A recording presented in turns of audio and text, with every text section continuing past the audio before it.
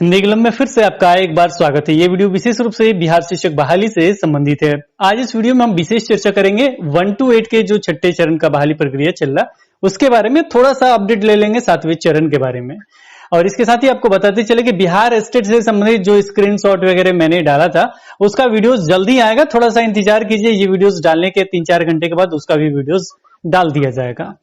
और सबसे पहले केस का अपडेट लेंगे, उसके बाद अन्य भी अपडेट है क्योंकि आज के न्यूज़पेपर में भी कुछ खास दिया गया था, तो वो भी अपडेट जानने की कोशिश करेंगे। 2 न्यूज़पेपर का कटिंग आपको हम दिखाएंगे, दोनों में अलग अलग डेटा है और पूछना चाहेंगे। एक तो प्रभात खबर का न्यूज है, दूसरा न्यूज़पेपर किस कटिंग का है। अगर आपको पता है तो हमें जरूर कमेंट सेक्शन में बताइएगा, लेकिन मिला हुआ है किसी अभ्यर्थी का भेजा हुआ है तो ये प्रश्न वाजिब है कि उस पर बने गए हैं कि ये क्या कुछ कहना चाहता है। इसके साथ ही आप सभी का आंदोलन चल रहा है नियुक्ति पत्र से संबंधित, क्योंकि आप जान चुके हैं कि काउंसलिंग अभी नहीं हो पाएगा, तो इस पे भी चर्चा करेंगे कि नियुक्ति पत्र पे जो आंदोलन चल रहा है, ट्विटर अभियान चल रहा है, कि क्या इसमें सफलता मिल सकता है, क्या कुछ हो सकता है और ट्रूली होगा वो। मतलब ऐसा नहीं है कि आपके सपोर्ट में बोलेंगे हम या गवर्नमेंट के सपोर्ट में बोलेंगे, बीच का जो भी ये है मतलब एक निर्णय होता हुआ रहेगा। आज हमारे साथ जुड़े भी हैं राजेंद्र सर, क्योंकि चर्चा उन्हीं से हम करेंगे, क्योंकि आपके अध्यक्ष भी हैं, बहुत सारे चीजें वो जानते हैं, बहुत सारी चीजें वो समझते भी हैं, तो उनसे भी विशेष चर्चा होगा आज, क्योंकि बहुत दिनों से ट्विटर अभियान चल रहा है, सफलता नहीं मिल रहा, क्या वजह हो सकता है, इस सारी चीजों पे हम चर्चा करेंगे। एक विशेष वीडियो है तो पूरा वीडियो देख के जरूर जाइएगा, शॉर्ट में बनाने की कोशिश कर रहे हैं। सबसे पहले सर आप ये बताइए कि केस का अपडेट क्या कुछ रहा, आज तो सुनवाई हुआ नहीं, क्या कुछ रहा शॉर्ट में बताइए। आज सीटेट एक्ट केस की सुनवाई का डेट था, लेकिन चूंकि हमारा जो केस था सीटेट एक्ट केस वो लिस्ट पर नहीं था और लिस्टिंग में नहीं होने के कारण आज उस पर सुनवाई नहीं हो पाई, बहस नहीं हो पाई। लेकिन अगला डेट मिला है और उस डेट को हम, चूंकि अभी हमारे जो एडवोकेट महोदय हैं उनसे हमारी बात नहीं हो पाई है और शाम में हम उनसे बहुत अस्थिर हो जाते हैं तो बात करते हैं और उसमें क्या क्या आगे कब डेट पड़ा है, तो हमें लगता है कि ये तो लगातार आगे की ओर मतलब डेट पर डेट किसी न किसी कारण बस आगे की ओर जा ही रहा है। और उसमें कोई खास आज का रिपोर्ट नहीं है, बस इतना ही है कि उसमें कोई डेट लिस्टिंग में केस लिस्ट में नहीं था, जिसके कारण बहस नहीं हो पाई। अब सीटेट एक्ट केस के बारे में थोड़ा सा आपको बता दें कि सीटेट एक्ट केस जो है वो सीटेट को बाहर करने के लिए ये केस किया गया है, यानी सीटेट के जो अभ्यर्थी हैं वो एलिजिबल ना हो बिहार में जो शिक्षक बहाली प्रक्रिया चल रहा उसमें। इसीलिए भयभीत भी मत होइएगा, क्योंकि अभी ये केस चल रहा है, जो भी सुनवाई होगा वो आपके सामने होगा, सुनवाई नहीं हुआ है। अब चलते हैं आज के न्यूज़पेपर के कटिंग के बारे में चर्चा करते हैं। सर आज 2 न्यूज़पेपर का कटिंग हमने आपको भेजा है। पहले न्यूज़पेपर जो प्रभात खबर न्यूज़पेपर है उसका मतलब समझिए क्या कुछ लिखा गया है, क्योंकि 2 अभ्यर्थी कुछ परेशान है कि 2 चरण में ये कहा गया है, ये 2 चरण का ये क्या कुछ लिखा गया है ये बताइए। बिल्कुल बिल्कुल, बहुत ही अच्छा प्रश्न है। उसमें जो पेपर में दिया है, पता नहीं वो कौन सा पेपर का कटिंग है, और पेपर के तो नाम नहीं दिया हुआ है, लेकिन जो उसमें लिखा गया है उसके बारे में हम चर्चा करना चाहेंगे। उसमें 2 तरह की बातें कही गई है। उसमें ये कहा गया है कि 550 जो नियोजन इकाइयां हैं, यानी 1200 नियोजन इकाइयों में से 550 नियोजन इकाई में जहां पर किसी न किसी कारणवश, चाहे वो अंतिम मेधा सूची का एनआईसी पर तय समय में वो प्रकाशन नहीं हो पाया या अभी तक उसमें एक बार भी काउंसलिंग नहीं हो पाई है, वो 550 जो नियोजन इकाई है उसमें काउंसलिंग होगी। और फिर उसके बाद जब काउंसलिंग होने के बाद अगर उसमें आपत्ति ली जाएगी, आपत्ति का निराकरण किया जाएगा और फिर अगर किसी और भी उसमें कुछ नियोजन इकाई में रद्द होगा तो उसके लिए फिर सेकेंड राउंड में, यानी सिर्फ 550 नियोजन इकाई में दूसरे राउंड में फिर उसकी काउंसलिंग कराई जाएगी और उसके बाद में आगे जो एनआईसी पर अपलोड होगा। लेकिन 650 नियोजन इकाई ऐसे है जहां पर की काउंसलिंग हो चुकी है एक बार, ठीक है। उसके बाद उसमें क्या है कि उसमें कहीं न कहीं आपत्ति आया, उसमें कहीं कंप्लेन हुआ है, जिसके कारण बहुत 650 नियोजन इकाई में रद्द किया गया है किसी न किसी कारण से। उन 650 नियोजन इकाई में सिर्फ एक बार ही काउंसलिंग होगी, जो दिसंबर में होगी, 15 दिसंबर से 30 दिसंबर के बीच में। तो 15 दिसंबर से 30 दिसंबर के बीच में दोनों तरह की काउंसलिंग होगी, यानी कि पहले 550 और 650 दोनों मिला करके, लेकिन 650 का सिर्फ एक बार ही होगा क्योंकि उसके पहले काउंसलिंग हो चुकी है और 550 जो नियोजन इकाई है उसमें चूंकि जाहिर है कि प्रथम बार उसकी काउंसलिंग हो रही है, तो जाहिर है कि उसमें कहीं ना कहीं कंप्लेन होगा, रद्द होगा, तो फिर उसकी दूसरे राउंड में उसको की जाएगी। और हमें लगता है कि अभी तक 38,000 प्रथम चरण द्वितीय चरण की काउंसलिंग में 38,000 अभ्यर्थियों का चयन हुआ है और अभी सीट 57,000 लमसम सीट खाली बताया जा रहा है। तो उसमें अगर 11,500 जो पद हैं जिसके लिए जो काउंसलिंग होने जा रही है दिसंबर में, तो उसमें जो होंगे, फिर भी ये कहा जा रहा है कि 45,000 सीट खाली रह जाएंगे। तो ये जो 45,000 सीट खाली रह जाएंगे, इनकी काउंसलिंग हमें लगता है कि 7वें चरण में कैटेगरी वाइज सीट को मर्ज किया जाएगा 7वें चरण में, क्योंकि यह जो 45,000 जो वैकेंसी होगी ये बैकलॉग बहाली कहलाएगी। और जो नई सीटें हैं जो अभी जो 2012 के बाद जो नई सीटें आएंगी उनको जोड़ा जाएगा इसमें, और जोड़ने के बाद 7वें चरण में उनकी भी काउंसलिंग होगी। अभी कितनी संख्या में होंगी, कितनी नई वैकेंसीज को शामिल करेगी सरकार, ये जब नोटिफिकेशन आएगी, जिस समय वो 7वें चरण की काउंसलिंग या 7वें चरण बहाली की नोटिफिकेशन आए, उस नोटिफिकेशन में इस बात की चर्चा होगी कि हम पहले का 45,000 बैकलॉग की बहाली और नई बहाली, न्यू वैकेंसी की जो बहाली है उसको जोड़ेंगे, और जोड़ने के बाद कितनी बहाली टोटल हो पा रही है वो नोटिफिकेशन से ही पता चल पाएगा। तो 7वें हमें लगता है कि जो सीट बचेगी 45,000 वो 7वें चरण में उसको मर्ज किया जाएगा कैटेगरी वाइज, जिस कैटेगरी का सीट है उस कैटेगरी में ही उसको मर्ज करके, और उसको न्यू वैकेंसी जो बैकलॉग वैकेंसी दोनों को मिलाकर फिर 7वें चरण में उसकी काउंसलिंग कराई जाएगी। ठीक है, ये हम समझ गए। पहले आपको ये बता दें कि आपने स्टार्टिंग में कहा था कि किस न्यूज़पेपर का है, तो ये पहला जो कटिंग है जो अभी आप जो न्यूज़पेपर पढ़े हैं जिसके बारे में बताए हैं, ये प्रभात खबर न्यूज़पेपर का है, और पेज जो है आपका राजकाज जो नाम से चलता है उसी पेज में है, पटना का संस्करण। और आज देखा जाए तो डेट 28 अक्टूबर 2021 का है प्रभात खबर का। इसमें सर एक चीज समझ में नहीं आया, इन्होंने लिखा है 550 से अधिक ऐसी नियोजन इकाइयां हैं जहां अब तक एक बार भी काउंसलिंग नहीं हुई है, वहां 2 चरणों में काउंसलिंग कराई जाएगी। इसका मतलब ये कि एक तो डेट अभी ये दिसंबर में दे रहे हैं, फिर से एक नया डेट देंगे क्या काउंसलिंग कराने के लिए? 2 चरण की बात कर रहे हैं तो बिल्कुल बिल्कुल, क्योंकि ये 2 चरण की बात हो रही है, यानी कि दिसंबर में होगी उसकी काउंसलिंग, और दिसंबर में जब काउंसलिंग होने के बाद जब आपत्ति ली जाएगी, आपत्ति में देखा जाएगा कि कहां कहां पर सही में आपत्ति है, तो वहां पर रद्द भी होगा। तो जाहिर है कि रद्द होगा तो उसको जनवरी में हो सकता है कि उसकी डेट निकाला जाए, और जनवरी में हमको लग रहा है कि जनवरी में ही वो जो बच्चे खुचे जो आपत्ति के बाद जो सीट रद्द किए जाएंगे उनकी काउंसलिंग होगी जनवरी महीने में, हमें लगता है। इसका मतलब ये हुआ कि आपका दिसंबर और जनवरी दोनों काउंसलिंग के लिए केवल फिक्स हो रहा है। बिल्कुल बिल्कुल सर, जनवरी और दिसंबर दोनों महीना सरकार की जो मंशा थी कि हम इलेक्शन के बाद ही करेंगे, हमने बहुत प्रयत्न किए लेकिन सरकार हमारी बात नहीं मानी। अच्छा ठीक है, तो एक चीज फिक्स समझिए कि मतलब अभी तक के न्यूज के अनुसार, राजेंद्र सर के अनुसार कि दिसंबर और जनवरी तक फिक्स है। 7वें चरण के बारे में बता दें कि जब तक 6ठा चरण पूरा नहीं होगा तब तक 7वां चरण नहीं होगा, और 7वें चरण के लिए आपको अभी इंतजार करना है, क्योंकि अभी ये कंप्लीट नहीं हो रहा, अभी काउंसलिंग ही आपका जनवरी तक हो रहा। इसके आगे हम चर्चा करते हैं। चर्चा में ये है कि दूसरा एक और कटिंग हमने आपको भेजा है, ये पता नहीं किस न्यूज़पेपर का है, और किसी को भी पता होगा तो कमेंट सेक्शन में जरूर बताइए कब का है, ये भी नहीं पता। इन्होंने लिखा है पंचायत चुनाव बाद 14,350 शिक्षक पद पर काउंसलिंग। ये 14,350 पद, और फिर यहां हम देख रहे हैं कि 11,000 समथिंग है। अब एक बात बताइए, ये चीज तो गवर्नमेंट को क्लियर करना चाहिए ना, कितना पद है? जिस न्यूज़पेपर में जो चाहे वो छप जाता है, अभ्यर्थी तक को नहीं पता है कि कितना पद पे है, क्या हो रहा है। मान लीजिए इतना समय है लंबा, कम से कम ये तो क्लियर होना चाहिए कि हाँ इतने पदों पे है, इतना नियोजन इकाई है। सर से भी बात होता है, को बताया जाता है कि लगभग इतना नियोजन इकाई है, लगभग में मतलब वो क्लियर डेटा एक बाहर आना चाहिए कि हाँ यहाँ काउंसलिंग होगा, इतना पदों के लिए होगा, इस सब्जेक्ट के लिए हो रहा है।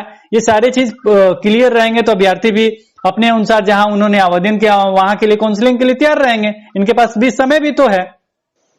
बिल्कुल सर, बिल्कुल बिल्कुल बिल्कुल आप सही बोल रहे हैं, लेकिन मैं इसमें एक बात बता रहा हूं कि ये जो 11,500 जो सीट हैं, जो पद हैं, उन पर शुरू में 1204 नियोजन इकाई की बातें की गई थी। लेकिन हमें लगता है कि वो जब घोषणा सरकार की थी, उस घोषणा के बाद बहुत से जिला में बहुत से कंप्लेन आए हैं और हमें लगता है कि बहुत से कंप्लेन बक्सर जिला है, बांका है, भागलपुर है, आरा का सर अभी न्यूज आया है, आरा का भी आया है। बहुत जगह जहां पर जो प्रथम जो दृष्टि में मतलब देखा गया कि यहाँ पर सर्टिफिकेट ये गलत है, तो हो सकता है कि वहां भी रद्द हुआ हो। तो हमें अब तो ये तो स्पष्ट नहीं है, सरकार के द्वारा कोई स्पष्ट निर्देश नहीं दिया गया है। देखिए सर, प्रदेश अध्यक्ष है, आपको स्पष्ट नहीं, जाहिर सी बात है जो अभ्यर्थी है उनको भी स्पष्ट नहीं होगा, तो गवर्नमेंट का ये फर्ज बनता है ना ये चीज क्लियर कर दिया जाए। बिल्कुल सर, बिल्कुल गवर्नमेंट को क्लियर करनी चाहिए कि आपने 1204 नियोजन इकाई में 11,500 पद के लिए काउंसलिंग की बात की थी, तो फिर ये 14,350 कहां से आ गए?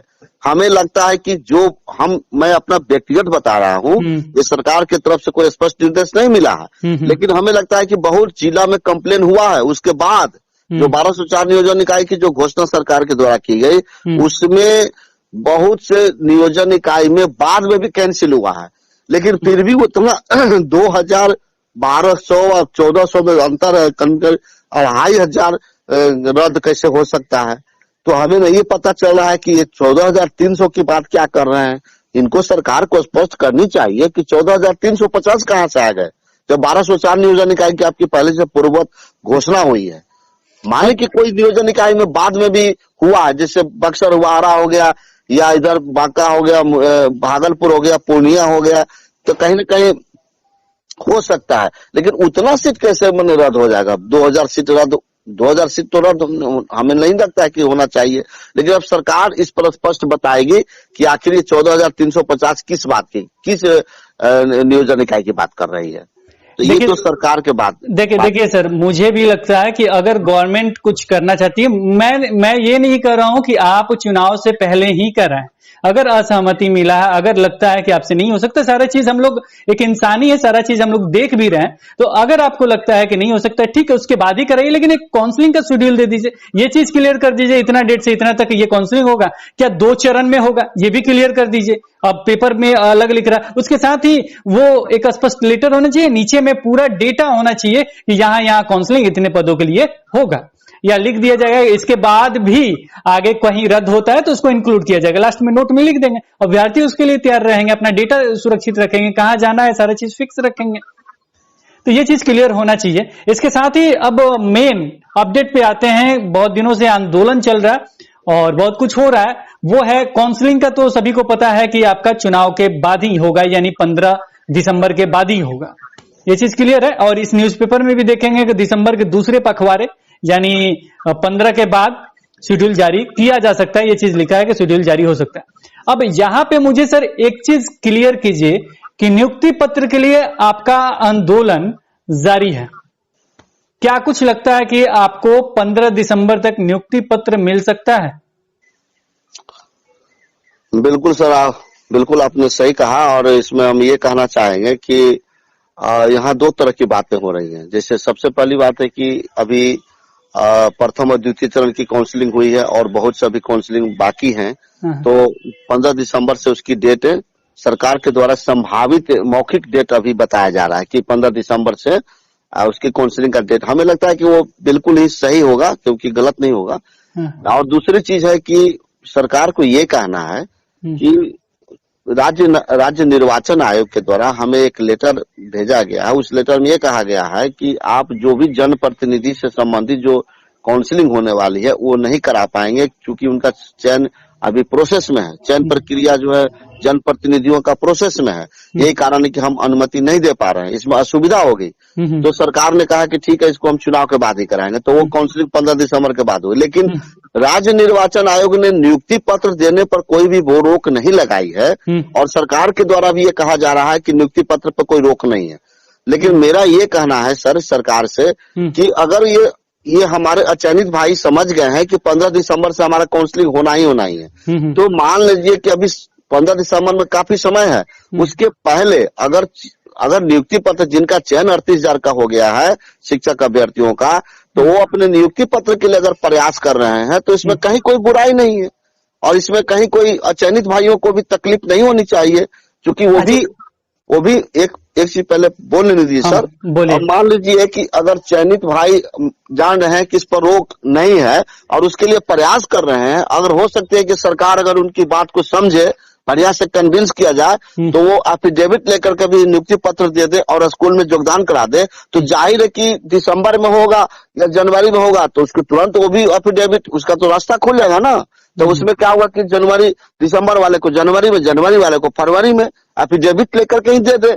क्योंकि एक भी एफिडेविट लेकर के नियुक्ति पत्र दे दिया जाएगा तो सर ये बहाली पूरी तरह से सुरक्षित हो जाएगी। बहाली पे बहुत तरह का भी केस है और हमें केस में अभी कोई है जान या नहीं अलग चीज है, लेकिन फिर भी कहीं ना कहीं मन में सशंका है कि क्या होगा नहीं होगा। तो ये तो क्लियर हो जाएगा कि नियुक्ति पत्र अगर मिल जाता है, या प्रथम चरण में जुलाई में हुआ था, दूसरे अगस्त में हुआ, उसमें कहीं भी 38,000 भाई बहनों का चयन पत्र अगर नियुक्ति पत्र अगर चरणबद्ध तरीके से भी सरकार दे देती है तो इसमें क्या दोष है? उस पर तो रोक नहीं लगाई गई है और ये तो निश्चित हो गया कि दिसंबर में काउंसलिंग होगी। तो हमें तो लगता है कि अचयनित भाइयों को भी कोई दिक्कत नहीं होनी चाहिए।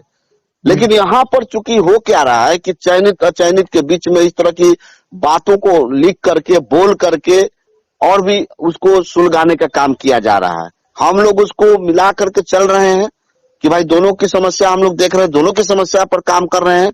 और कुछ लोग जो लगे हुए हैं कि आग भड़का दो, हमको चयन से मतलब है, कोई कह रहा है कि हमको काउंसलिंग से मतलब है।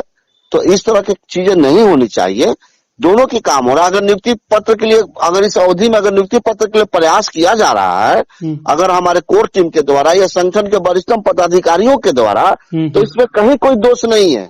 वो क्यों नहीं अपनी, जाहिर है कि अभी तो काउंसलिंग होगी नहीं, तो उसके लिए अगर नियुक्ति पत्र मांगना कहीं भी हमें लगता है कि गलत नहीं है। वो इस बात को अचयनित भाइयों को भी समझना चाहिए और काउंसलिंग होगी तो उनके लिए भी नियुक्ति पत्र की मांग की जाएगी, ऐसा नहीं है।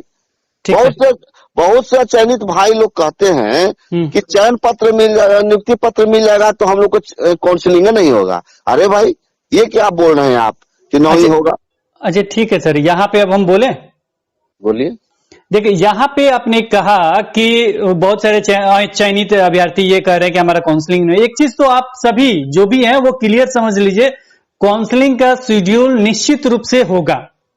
लेकिन मेरे नजर में जो भी आप लोग प्रयास कीजिए, देखिए प्रयास को किसी को भी मना नहीं किया गया है, और मतलब नियुक्ति पत्र के लिए हो या मतलब काउंसलिंग के लिए हो, सारे चीज के लिए इंसान को प्रयास करना चाहिए और प्रयास करने से निश्चित रूप से एक दिन सफलता मिलेगा ही।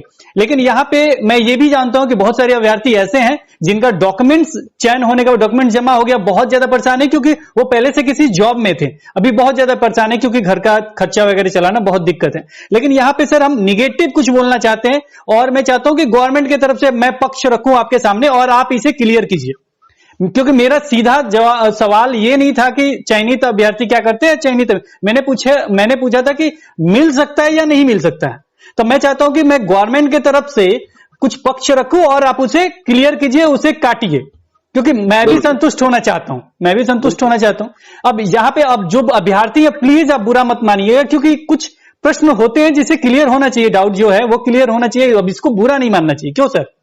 बिल्कुल बिल्कुल, क्यों नहीं सर। जब किसी भी व्यक्ति का अगर चयन हो जाता है और उन्हें नियुक्ति पत्र मिल जाता है और वो स्कूल में चले जाते हैं, स्कूल में चले जाने के बाद, नियुक्त हो जाने के बाद स्कूल में चले गए और वो ज्वाइन कर लिए आज के डेट में, ठीक कल के डेट में कोई ज्वाइन करता है तो यहाँ सीनियर जूनियर की चर्चा होने लगती है।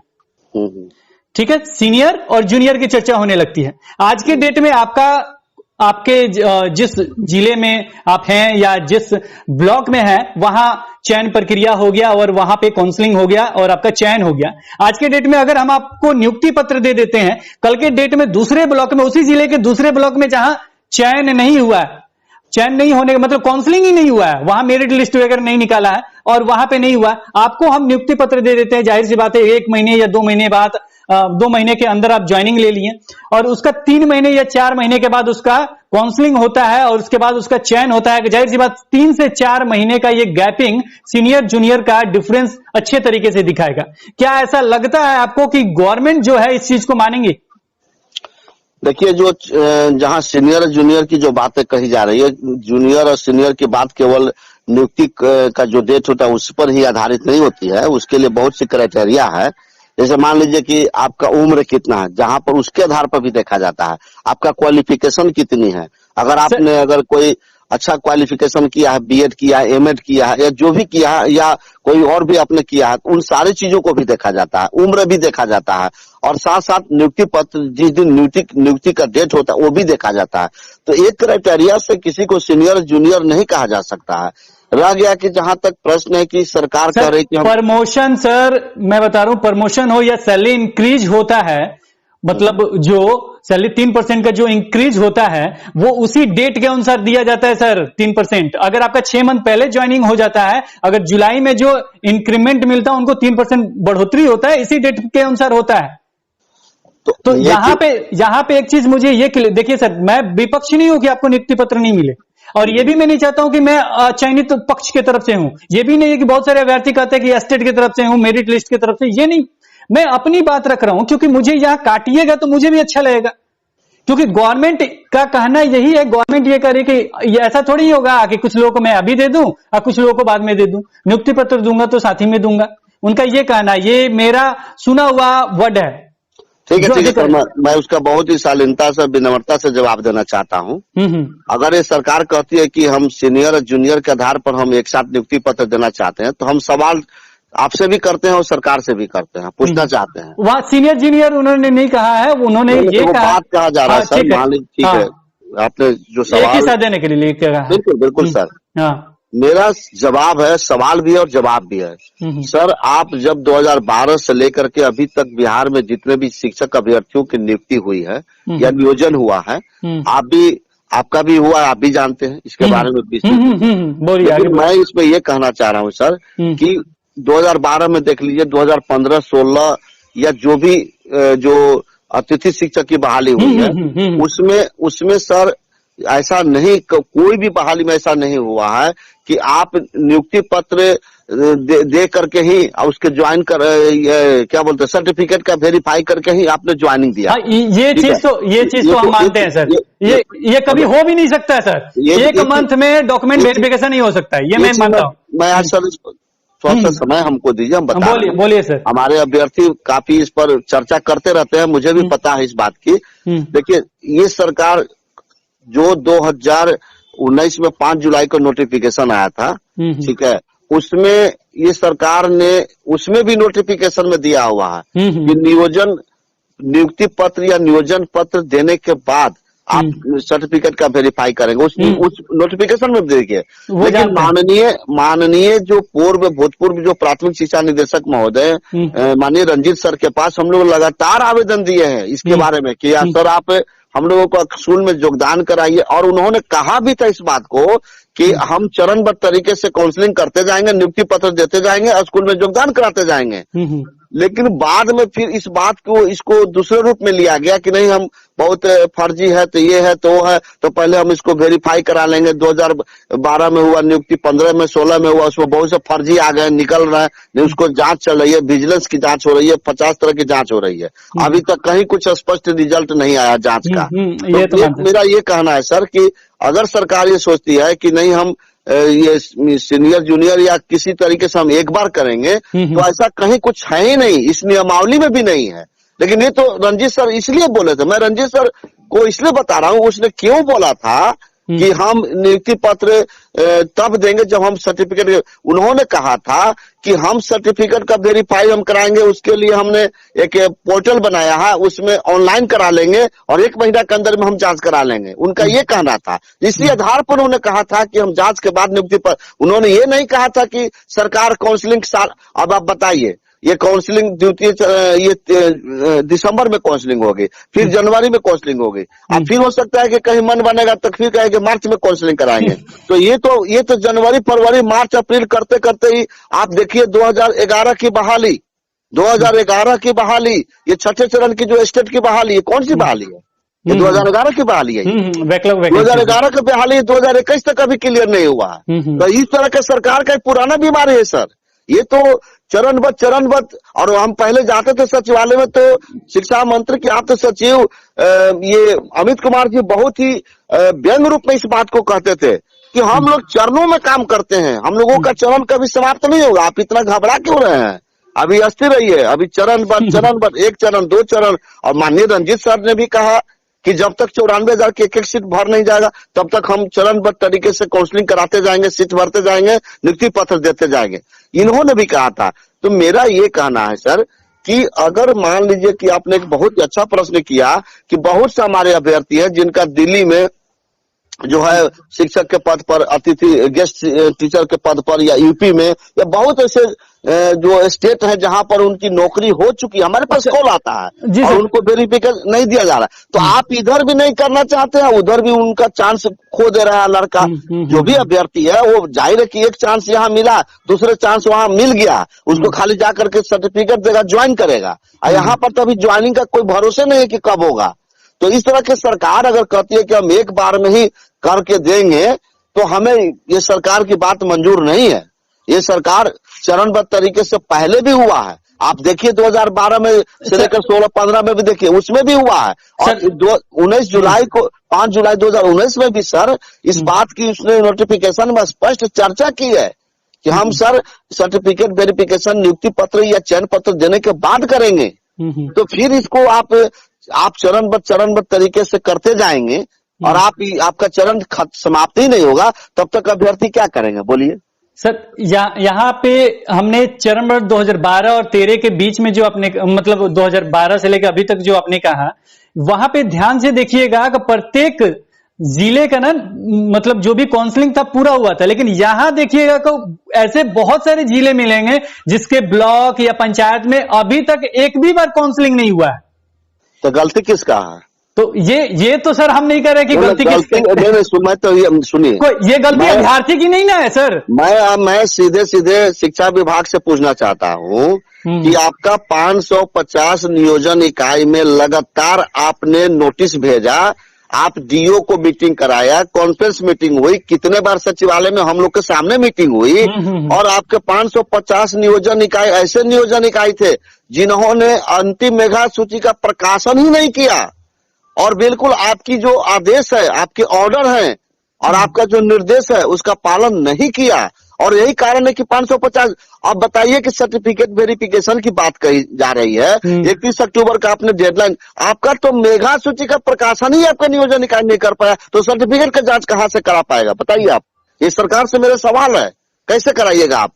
आपको 550 नियोजन इकाई पर आपने सख्ती नहीं की, आपने सख्ती से काम किया रहता तो निश्चित है कि ये तय समय 27 जुलाई को 12 बजे रात तक को डेडलाइन दिया गया था, हर हालत में वो लोग नियोजन इकाई वाले अंतिम मेधा सूची का प्रकाशन कर देते।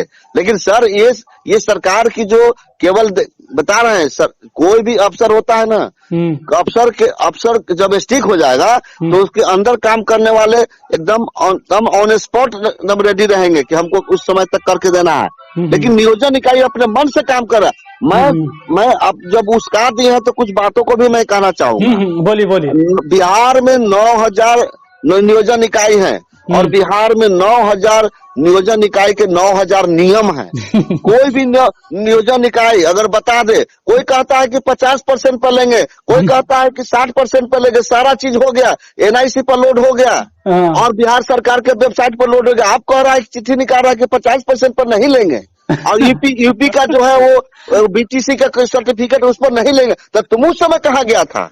क्या तुमको निर्देश नहीं मिला था? क्या डीओ साहब, क्या जब सचिवालय में जब भी कोई लेटर निकलती है तो सीधे डीओ को फैक्स किया जाता है?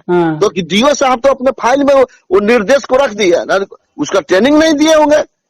तो कहीं ना कहीं आपके नियोजन इकाई को कैसे मान ले सर कि वो तय समय पर आपका सर्टिफिकेट का सत्यापन करा लेंगे? ये तो पुराना बीमारी इनका है। 550 नियोजन इकाई ऐसे है जहां अंतिम मेधा सूची का प्रकाशन नहीं हुआ, और वहां के डीओ साहब क्या कर रहे थे? डीओ साहब रात दिन घूस लेने के फेर में लगे रहते, इन सब चीजों पर ध्यान नहीं देंगे। सर ये तो हम नहीं कहेंगे कि कौन क्या कर रहा है, लेकिन हम बोल रहे हैं सर, हम बोल रहे हैं, हम तो डायरेक्ट बोल रहे हैं कि ये लोग को तो फुर्सतें नहीं है कि हमको क्या करना है, इन सब चीजों में लगे रहते। अगर सख्ती से काम होता सर, तब इस सब का नियोजन काउंसलिंग हो जाता। सबका सर काउंसलिंग हो जाता है तो निश्चित रूप से सभी को नियुक्ति पत्र देने के लिए मिल जाता, निश्चित रूप से ये गलती सरकार की नहीं है सर, सरकार की जो सिस्टम है सर, उस सिस्टम पर सवाल खड़ा हो रहा है कि आपका जो ये बात बहुत पहले ही न्यूज 18 वाले सभी हमारी एक बार टॉक हुई थी तो उन्होंने कहा था कि इनके नियोजन इकाई इनके अंदर में नहीं है, वो अपने मन से काम कर रहे हैं। अभी आप देखिए पूरे बिहार में जितने भी हुआ उसमें 9,000 नियम के अनुसार इन लोगों ने काम किया है। कोई कहता है कि ये नहीं होगा, कोई कहता है कि वो नहीं होगा, उसका खमियाजा सर हम लोग को भुगतना पड़ता है। हम लोगों के पास हजारों हजार कॉल आते हैं, उनको समझाना पड़ता है, उनको रास्ता बताना पड़ता है, आप यहाँ जाइए, आप वहां जाइए, ये हम लोग भुगत रहे हैं। ये शिक्षा विभाग के पदाधिकारी थोड़ी भुगत रहे हैं, उसका खमियाजा हम लोग भुगत रहे हैं सर। रात रात भर फोन आते रहते हैं, बात करना पड़ता है, बताना पड़ता है, आखिर उसको हम कैसे छोड़ देंगे सर। तो इस तरह की बातें हैं। सरकार अगर कहती है कि हम एक साथ करेंगे तो आप ठीक है, आप एक साथ करना चाहते हैं, आप लिखित रूप से दीजिए, आप लिखित रूप से दीजिए कि हम दिसंबर में काउंसलिंग कराएंगे, जनवरी में कराएंगे और हम फरवरी में सबका नियुक्ति पत्र देंगे। आप लिखित रूप से दीजिए, हम लोग मानने के लिए तैयार हैं। लेकिन इस तरह की बात तो करेंगे नहीं, लिखित नहीं देंगे। वो आज भी सचिवालय में जाएंगे, आपको मौखिक रूप से बताया जाता है, वो भी कहेंगे क्या हो सकता है, संभावना हो सकता है। अरे आप अफसर हैं, आप मंत्री हैं, आपको ही पता नहीं है, आप संभावना में क्यों बात करते हैं? आप डायरेक्ट कहिए कि हम ये काम करेंगे। हम लोग को जनवरी में अगर आप करते हैं तो फरवरी में निश्चित कर दीजिए, लिख दीजिए, नोटिस निकालिए कि हम लोग को फरवरी में देंगे एक साथ। तो आप तो इस तरह से चरणबद्ध तरीके से काउंसलिंग कराइएगा और हम लोग चयनित अभ्यर्थियों को फांसी पर लटका कर रखिएगा, तो कहां से कोई आदमी बर्दाश्त करेगा?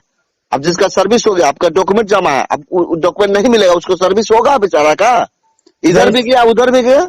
सर बहुत सारे ऐसे अभ्यर्थी जो जॉब में थे छोड़ के आए, फोन करके कहते हैं कि सर उसी से मेरा दिनचर्या चल रहा था, अभी डॉक्यूमेंट जमा कर दिया, प्राइवेट सेक्टर छोड़ के आएंगे, कहीं गवर्नमेंट में जॉब मिल जाएगा, सारा चीज हो गया मेरा, अब जमा हो गया तो वहां छोड़ के आया। बताइए, हम लोगों के पास सर हमेशा कॉल आते रहते हैं सभी जिलों से, अदर स्टेट से, बंगाल से, झारखंड से, यूपी से भी आता है कि हम लोग का डॉक्यूमेंट जमा हो गया, हम लोग प्राइवेट स्कूल में, खासतौर लड़कियां प्राइवेट स्कूल में पढ़ाती थी, उनको मान ले महीना में 10,000, 5,000 या 15,000 जो भी मिलता था, उससे घर चलता था उनका, उनके बाल बच्चों की शिक्षा होती थी, घर का खर्ची चलता था, या जो खर्च होता था वो चलता था। लेकिन ये सारा चीज तो आपने हाथ गोड़ पैर बांध दिया हम लोगों को, और आप कह रहे हैं कि अब धीरे धीरे एक एक बूंद पानी पिला पिला के कह रहे हैं कि हम चरणबद्ध तरीके से करेंगे, चरणबद्ध तरीके से। इनकी मानसा साफ नहीं है, और अगर उसी दिन इनकी मानसा साफ हम लोगों को समझ में आ गया था, जिस दिन जो काम करने वाला व्यक्ति था उनको ट्रांसफर करके दूसरी जगह भेज दिया गया था, उसी दिन हम समझ गए थे कि अब सरकार ने अपना नौटंकी शुरू कर दिया। अगर वो व्यक्ति रहते तो हमें लगता है कि अगस्त में ही 22, 23 से 24 अगस्त को काउंसलिंग हो जाती, और अभी हम लोग का नियुक्ति सर्टिफिकेट वेरिफिकेशन में हम लोग का काम हो रहा रहता है। लेकिन ये तो बिल्कुल वैसे पदाधिकारी को इधर से उधर मैंने अलग कर दिए कि ये बहुत तेजी से काम लेके जा रहा है, ये तो हम लोग को बखेरा में डाल देगा। अरे भाई आप स्पष्ट क्यों नहीं कहते हैं कि भाई हमारे पास पैसा नहीं है, क्या है नहीं है? आप तो बोलिए आकर के माइक पर, आप ऑनलाइन बोलिए कि हाँ हमारे पास पैसा नहीं है, प्रॉब्लम है। लेकिन आप अगर कहते हैं कि एक साथ ही देंगे, सीनियर जूनियर हो जाएगा, तो आप लिखित रूप से चिट्ठी निकालिए, आप चिट्ठी निकालिए। तो ये डेट सर क्लियर कर देना चाहिए, जितना रिक्ति है उसका क्लियर कर देना चाहिए। पेपर में भी इधर से उधर छप रहा है, कुछ समझ ही नहीं आता है ये न्यूज क्या है। सुबह मॉर्निंग में हम भी देखे न्यूज़पेपर में, सोचे कि इसको क्लियर कर दे। अब दूसरा चरण दे रहा है, ये कर रहा है, कभी कुछ होता है, कभी कुछ होता है, कभी 1,000 नियोजन इकाई, कभी 1200 नियोजन इकाई। मेरा कहना है सर, मेरा एक ही शब्द कहना है कि अगर सरकार स्पष्ट या खुले मन से और पूरी ईमानदारी से अपनी आत्मा पर हाथ रख के कहे कि बहाली को करना चाहती है, या बहाली को ऐसे ही 2024 के इलेक्शन तक लेकर के जाना चाहती है, हमें पूरा हम यकीन के साथ कह रहे हैं, इनका मनसा है। किसी तरह से बरगला कर फुसला कर शिक्षा मंत्री आते हैं, स्टेटमेंट देके चले जाते हैं। हाँ सर, मिठाई वाला सर, मिठाई वाला आपको याद है कि नहीं? दीपावली वाला, बिल्कुल बिल्कुल, दीपावली सर आने वाला है, दीपावली आने वाला है, सब याद है। आप कहते हैं, देखिए जिस समय मिठाई सर अच्छे से खा लीजिएगा सर। 15 अगस्त को माननीय शिक्षा मंत्री ने कहा कि 15 अगस्त को स्कूल में हमारे जो नए चयनित अभ्यर्थी हैं, शिक्षक हैं, वो झंडोत्तोलन करेंगे। जब 15 अगस्त बीत गया, पत्रकार पूछा कि सर 15 अगस्त को तो आपने, तो कि नहीं, स्कूल में प्रधानाध्यापक जो है वो झंडोत्तोलन करते हैं, वो शिक्षक थोड़ी करता है, प्रधानाध्यापक। अरे आप हम लोगों को क ख ग घ पढ़ा रहे हैं, यानी आपका अपना बात का कोई भरोसा है? आप कहते थे कि आप दीपावली की बात कर रहे हैं, हम तो उसके पहले इतनी मिठाई खिला देंगे और एक दूसरे को मिठाई लोग खिलाएगा कि उनको मिठाई अच्छी नहीं लगेगी। तो कहाँ गया यह मिठाई? हम ये पूछना चाहते हैं माननीय शिक्षा मंत्री जी से। आप इस तरह से गैर जिम्मेदाराना तरीके से स्टेटमेंट दे करके आप बच नहीं सकते हैं, बिल्कुल नहीं बच सकते। आप एक बहुत ही सम्मानित पद पर हैं, शिक्षा मंत्री के पद पर हैं आप, और एक बहुत ही सशक्त शिक्षा मंत्री हैं। अब आपको हम ये नहीं समझेगा कि कृष्णनंदन वर्मा कमजोर थे, उदयनारायण अशोक चौधरी हैं जो कि हम लोग छोड़ देंगे, क्योंकि आपको कहीं आपको एक्सक्यूज हम लोग स्वीकार ही नहीं करेंगे। आप एक भावी और सशक्त शिक्षा मंत्री हैं, सम्मानित पद पर हैं, और माननीय मुख्यमंत्री के आप दाहिना हाथ हैं, इसलिए आपको एक्सक्यूज हम लोग बर्दाश्त नहीं करेंगे कि आप कहेंगे कि हमको ये मजबूरी है, वो मजबूरी। कोई मजबूरी नहीं है, आप करना नहीं चाहते हैं। देखिए, मैं ये सब आपके चैनल के माध्यम से टीका टिप्पणी हमें ज्यादा नहीं करना चाहता हूँ, लेकिन इनकी जो स्थिति है, हम अभ्यर्थियों की हालत इतनी खराब हो गई है, इतनी खराब हो गई है कि डेली डेली हमारे पास कॉल आता है कि हमको चलिए पटना उच्च न्यायालय के मुख्य न्यायाधीश से हम बात करेंगे सर, हम इच्छा मृत्यु चाहते हैं। लड़कियां कॉल करती हैं, लड़के करते हैं, ये स्थिति बन गई है और ये समझ नहीं रहे।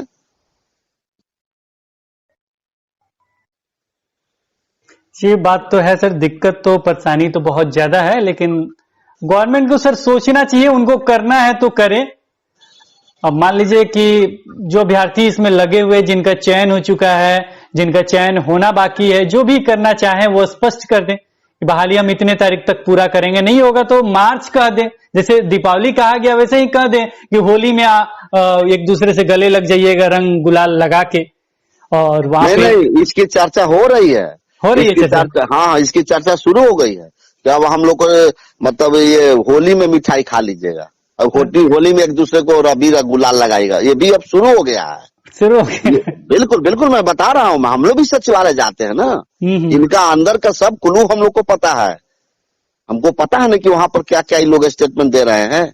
अच्छा, अभी होली दिवाली तो खत्म होगा, अब होली पर ये लोग चला गया, होली तक होगा, क्या होगा नहीं होगा। अच्छा, एक चीज सर बताइए, आप कह रहे हैं इसको 2024 तक लेके जाएंगे, तो 7वां चरण सर कब जाएगा?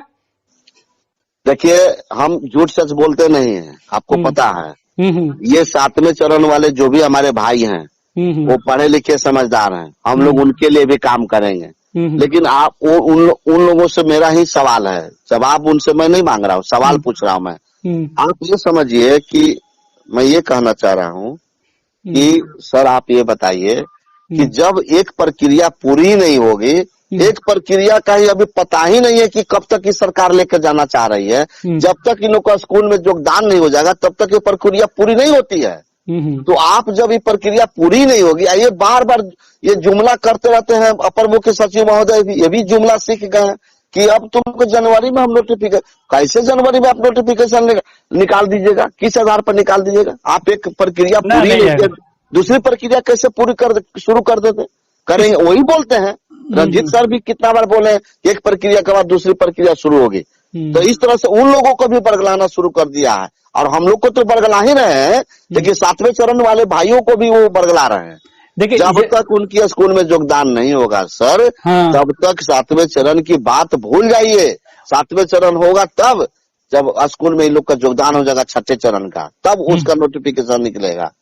एक चीज यहाँ ये भी जोड़ दे कि ये स्टेट के साथ भी है, स्टेट का भी स्थगित हुआ, ये जानते हैं, ये दोनों के साथ, सभी के साथ सर, स्टेट के भी भाई हो, चाहे वो 94,000 हो, चाहे प्राइमरी हो, मिडिल हो, जो भी हमारे भाई हैं, सबके लिए स्थिति हो गई है।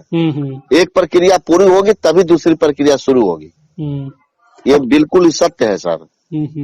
वैसे तो लंबा सर, बहुत ज्यादा हम लोग का जब वीडियो बनता है 38 मिनट 40 मिनट ऐसे ही हो जाता है, ऐसा नहीं कि कोई छोटा सा मुद्दा लेकर चर्चा होता है, क्योंकि सारी चीजें स्पष्ट होना चाहिए था, सारी चीजें स्पष्ट तरीके के रखा जाता है, क्योंकि बहुत सारे अभ्यर्थी लिख रहे हैं कि नियुक्ति पत्र जनवरी में मिल जाएगा और फरवरी मार्च में ये नोटिफिकेशन आउट हो जाएगा। ऐसा कुछ मेरे नजर में देखने से नहीं होगा। नियुक्ति पत्र के लिए बेशक आप जो भी प्रक्रिया कर रहे हैं, जो भी आंदोलन कर रहे हैं, वो आप अपना प्रयास करते रहना चाहिए। प्रयास करने के बाद, ट्राई करने के बाद ही जीत मिलता है, तो ये करते रहिए। लेकिन मेरे नजर में, मुझे जहां तक लग रहा है, अभी तक जहां तक सुनने को आया है, वो यही है कि नियुक्ति पत्र हो या काउंसलिंग हो, काउंसलिंग तो आपका क्लियर हो गया 15 दिसंबर के बाद ही होगा। नियुक्ति पत्र मिलने की जो चर्चा है, वो जो काउंसलिंग होगा उसके बाद देने की बात कही जा रही है। तो ये सारी चीज अपडेट थे जो आपको बताना था।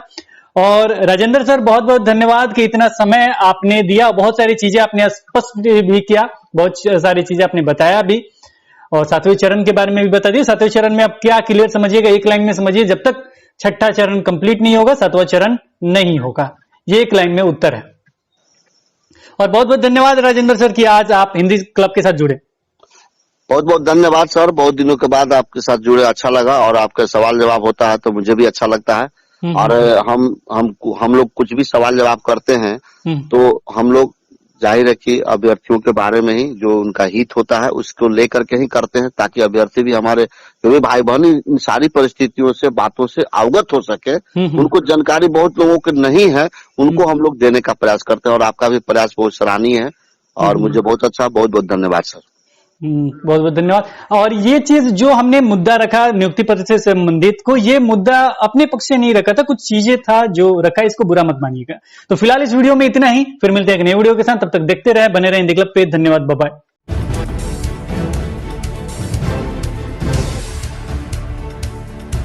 सब्सक्राइब कीजिए हिंदी क्लब को, दबाइए इस बेल आइकॉन को ताकि हमारा वीडियो आपको मिले सबसे पहले। शेयर करें अपने दोस्तों के साथ ताकि वो भी इसका लाभ उठा सके। ये सब बिल्कुल फ्री है।